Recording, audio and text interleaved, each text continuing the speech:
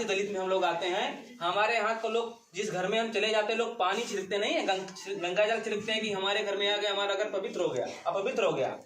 पानी छिड़क करके वो हम अपना घर पवित्र करते। समझिए हमारी स्थिति क्या है समाज में। लेकिन फिर भी हमारे घर से असिस्टेंट प्रोफेसर जैसे लोग बन रहे हैं, ये गौरव की बात है। और वो किसकी देन है?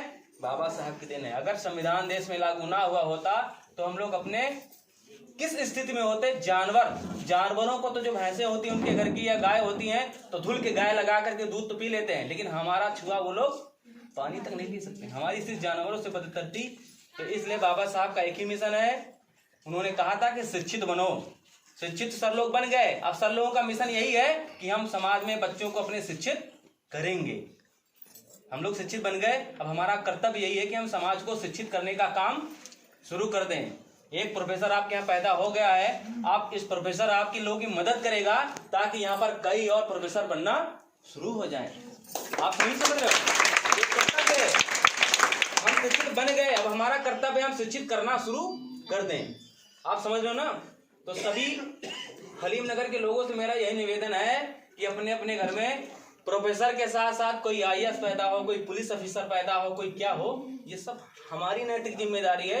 कोई बाहर का नहीं आएगा। या समझ लीजिए कोई आएगा तो कहेगा नहीं मैं आपके बच्चे को प्रोफेसर बना रहा हूँ। स्वयं करना पड़ेगा। कोई दूसरा आपकी हेल्प नहीं कर सकता जब तक आप स्वयं नहीं करेंगे। ठीक है? और बाबा साहब की विचारधारा ये समझ लीजिए कि अगर बाबा साहब को जो नहीं मानता या जो उनको नहीं पढ़ता, एक बार पढ़ लीजिए। मैं दुर्गेश कुमार अंबेडकर क्यों बना? आदरणीय रामशंकर सर जी बैठे हैं कि मैं एक बार सिर्फ मैं मीटिंग है रुदौली में सर के साथ, जो सर ने किया था प्रतिभा सम्मान समारोह बच्चों का, तो मैं गया था वहाँ। तो वहाँ पर आदरणीय डॉक्टर राजेश चंद्रा सर थे। तो उन्होंने यही बात कही थी कि जिसने बाबा साहब को पढ़ लिया, यानी बाबा साहब की जीवनी पढ़ लिया, उनको पढ़ लिया, वो अपने आप को जान जाएगा। उसको दुनिया में किसी और चीज की जानने की जरूरत नहीं है।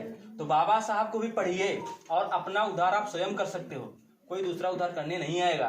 तो आज मैं आप लोगों के मार्गदर्शन की बदौलत आपके सामने अपनी बातें रख रहा हूं। लेकिन आप सभी से एक निवेदन ये फिर है कि आज एक असिस्टेंट प्रोफेसर पैदा हुआ है तो कल IAS भी यहाँ से पैदा होनी चाहिए। कोई मेडिकल यहाँ पर होना चाहिए।